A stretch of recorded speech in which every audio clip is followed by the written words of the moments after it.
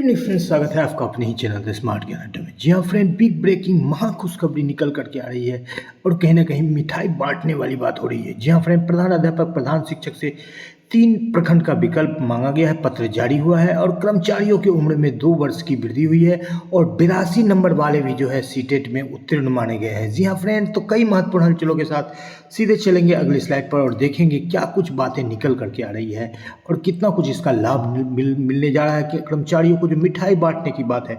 सबसे पहले न्यूज 18 की खबर पर मोहर लगने की बात निकल रही है। रजनीश कुमार के द्वारा एक ट्वीट किया गया है कि 3 प्रखंड का विकल्प मांगा गया है। 5 अप्रैल से 12 अप्रैल तक इस शिक्षा कोष पर लिए जाएंगे विकल्प। पहले 3 जिले का मांगा गया था, ऑप्शन 7 मार्च को ही न्यूज 18 ने दे दी थी। तो आपको बता देते हैं द स्मार्ट ज्ञान अड्डा के थ्रू माध्यम से कि आपको मनचाहा पोस्टिंग मिलेगा। ये चुनाव का डैमेज कंट्रोल है और आपके जब निकट में रिक्ति मौजूद है तो आपको दूर भेजने की कोई जरूरत नहीं है, क्योंकि आप सेटल्ड हो चुके हैं। आप 10 वर्ष प्लस से आप सेवा दे रहे हैं, 8 वर्ष प्लस का आपको अनुभव लिया गया था। तो यहाँ पर देखिए कि 3 जिला का जो विकल्प मांगा गया था वो मांगा गया है 5 अप्रैल से पहले वो विकल्प आ जाएगा और उसके बाद आपको 3 प्रखंड का विकल्प मांगा जाएगा। तो अब 3 प्रखंड का विकल्प मिलने पर जो है लगभग 60 से 70% जो प्रधान अध्यापक प्रधान शिक्षक है ये ज्वाइन कर लेंगे। अब प्रधान अध्यापक की बात करें तो वो प्रमंडल के स्तर पर भी उनको 3 प्रखंड का विकल्प मांगा गया है, क्योंकि वो प्रमंडल उनका संवर्ग है, लेकिन वो 3 प्रखंड का विकल्प देंगे ताकि उनको चॉइस का उनके घर के नज़दीक का प्रखंड मिल सके यदि वहाँ रिक्ति है तो। और रिक्ति हर जगह है, रिक्ति की कहीं कोई कमी नहीं है, इसलिए रेशनलाइज करना चाहती है सरकार अनुपातिक ढंग से, जहाँ पर सुविधा से प्रधानाध्यापक प्रधान शिक्षक अपनी सेवा को दे सके। और इस पर 5 अप्रैल से लेकर 12 अप्रैल तक जो है इस शिक्षा कोष ऐप पर इसको डालना है। इस बाबत जो है पत्र जारी किया गया है। जी हाँ फ्रेंड, यहाँ पर देखिए बीपीएससी टीआरई 1-2 के सीटेट में ऐसे 82 अंक हो उनकी उपलब्ध करने के संबंध में 82 अंक वाले को भी जो है छूट दी गई है। पहले 83 अंक लिया गया था, अब 82 अंक। लेकिन यहाँ पर एक लोचा है। उपर्युक्त विषय अंकित कहना है कि विभागीय अधिसूचना संख्या 7/3/2025 द्वारा पिछड़ा अत्यंत पिछड़ा वर्ग एवं समान कोटि के महिला उम्मीदवारों को 5 वर्ष की छूट के आलोक में 55% अंक के आधार पर 150 अंक के विरुद्ध 82.5 के स्थान पर 82 अंक प्राप्त करने वाले शिक्षक को पात्रता परीक्षा में उत्तीर्ण माना गया है। यानी 82 अंक वाले को भी हरी झंडी मिल गई अतः उक्त के आलोक में निर्देश दिया जाता है कि बीपीएससी टीआरई 1 और 2 के वैसे अनुशंसित अभ्यर्थी जिन्होंने सीटेट में 82 अंक प्राप्त किए उनकी संख्या 3 दिनों के अंदर निम्न विहित पत्र में विवरण उपलब्ध कराना सुनिश्चित करें ताकि ऐसे अभ्यर्थियों के काउंसलिंग हेतु तिथि निर्धारित किया जा सके। इनका काउंसलिंग किया जाना है टीआरई 1-2 में। अब एक कहीं ना कहीं जो है एक पूरक या सप्लीमेंट्री लिस्ट जारी होगा 82-83 अंक वालों का भी।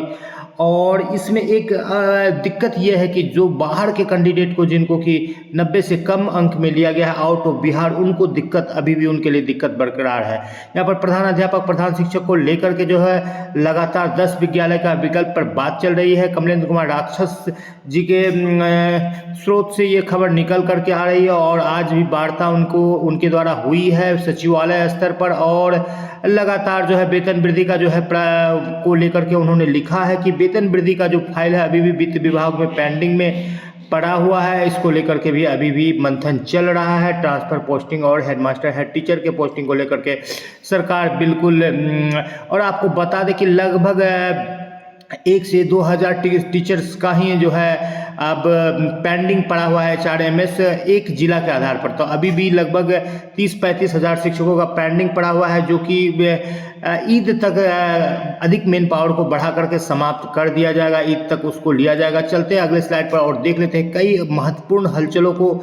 जी हाँ फ्रेंड, कई महत्वपूर्ण बातें निकल करके आ रही है, वीडियो को स्किप नहीं करेंगे।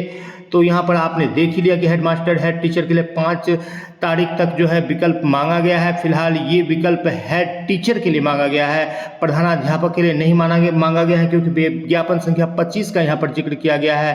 3 प्रखंड का विकल्प मांगा गया है। प्रधानाध्यापक के लिए भी विकल्प की बात चल रही है, अभी उस पर भी विचार किया जाएगा। अब देख लेते हैं कि ट्रांसफ़र पोस्टिंग पर प्रमंडल की खबर बेबुनियाद है और यहाँ पर सेवा निरंतरता पर भी चर्चा हो रही थी। चर्चा होने के बाद उसे टाल दिया गया और आने वाले समय में ये एक ऐसा मैटर है क्योंकि जिस पर कि समान प्रशासन विभाग के द्वारा पत्र दिया गया है कि किसी भी कर्मचारी के सेवा को अक्षुण्ण नहीं किया जा सकता है, समाप्त नहीं किया जा सकता है।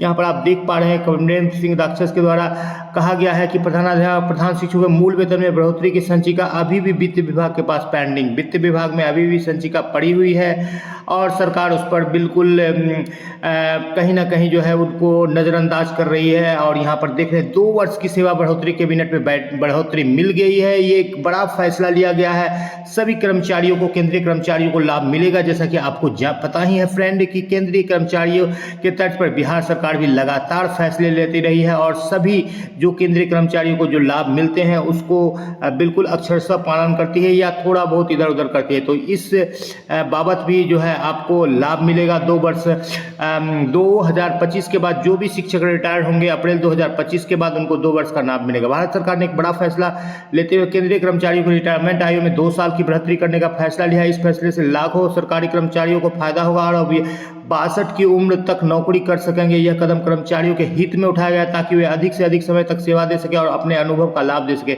इसके पीछे बड़ा रीजन है जो कि औसत उम्र में बढ़ोतरी हो गई है, जो जीवन प्रत्याशा है उसमें बढ़ोतरी हुई। इस फैसले से न केवल कर्मचारियों को लाभ होगा बल्कि सरकार को भी फायदा होगा। अनुभवी कर्मचारियों की सेवाएं लंबे समय तक मिलने से प्रशासन में सुधार होगा और नए कर्मचारियों को प्रशिक्षित करने का खर्च भी कम होगा। साथ ही पेंशन पर होने वाले खर्च में भी कमी आएगी क्योंकि कर्मचारी 2 साल बाद पेंशन लेना शुरू करेंगे। रिटायरमेंट आयु बढ़ाने का फैसला, सरकार ने लंबे समय से इस प्रस्ताव पर विचार करे थे और कैबिनेट के बैठक में इसे मंजूरी दे दी गई है। यह फैसला 1 अप्रैल 2025 से लागू होगा। इसका मतलब है कि 1 अप्रैल 2025 के बाद रिटायर होने वाले सभी कर्मचारियों को इसका लाभ मिलेगा।